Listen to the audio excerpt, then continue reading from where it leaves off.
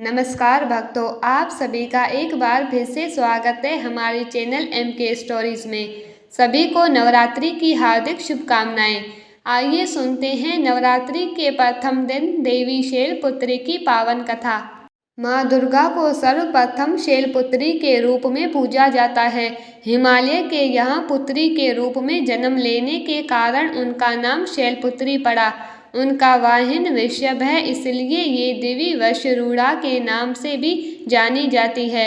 इन देवी ने दाएं हाथ में त्रिशूल धारण कर रखा है और उनके बाएं हाथ में कमल सुशोभित है। यही देवी प्रथम दुर्गा है। यही सती नाम से भी जानी जाती है। इनके पीछे एक मार्मिक कहानी है। एक बार जब दक्ष प्रजापति ने यज्ञ किया तो उसमें सारे देवताओं को उन्होंने आमंत्रित किया, लेकिन भगवान शंकर को उन्होंने नहीं बुलाया। देवी सती अपने पिता के यहाँ यज्ञ में जाने के लिए व्याकुल हो उठी।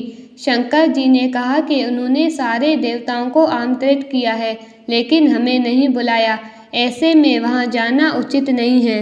लेकिन देवी सती का आग्रह देखकर शंकर जी ने उन्हें यज्ञ में जाने की अनुमति दे दी। देवी सती जब अपने पिता के घर पहुंची तो सिर्फ उनकी मां ने ही उन्हें स्नेह दिया। बहनों की बातों में व्यंग और उपहास के भाव थे। उनके घर वालों ने भगवान शंकर के प्रति भी तिरस्कार का भाव था और दक्ष प्रजापति, जो कि उनके पिता हैं, उन्होंने भी भगवान शंकर के लिए अपमानजनक वचन कहे। इससे सती को बहुत दुख हुआ। देवी सती अपने पति भगवान शंकर का अपमान नहीं सह सकी और उन्होंने खुद को यज्ञ की अग्नि में जलाकर भस्म कर दिया। जब ये बात भगवान शंकर को पता चली तो उस दुख से व्यथित होकर भगवान शंकर ने यज्ञ का विध्वंस कर दिया। यही सती अगले जन्म में शैलराज हिमालय की पुत्री के रूप में जन्मी और शैलपुत्री कहलाई गई। पार्वती और हेमवती भी उन्हीं देवी के अन्य नाम हैं। शैलपुत्री का विवाह भी भगवान शंकर से हुआ था। शैलपुत्री शिवजी की अर्धांगिनी बनी। उनका महत्व और उनकी शक्ति अनंत है। तो ये थी देवी शैलपुत्री की कथा।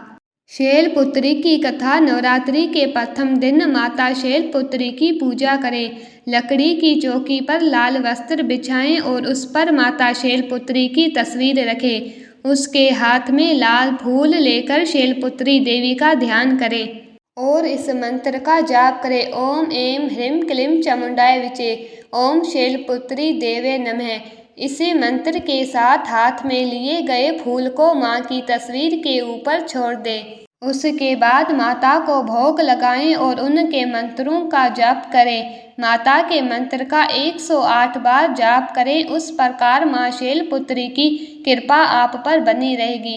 ये कथा आपको कैसी लगी कमेंट करके ज़रूर बताएं और साथ ही मेरे चैनल MK स्टोरीज़ को सब्सक्राइब करना ना भूलें।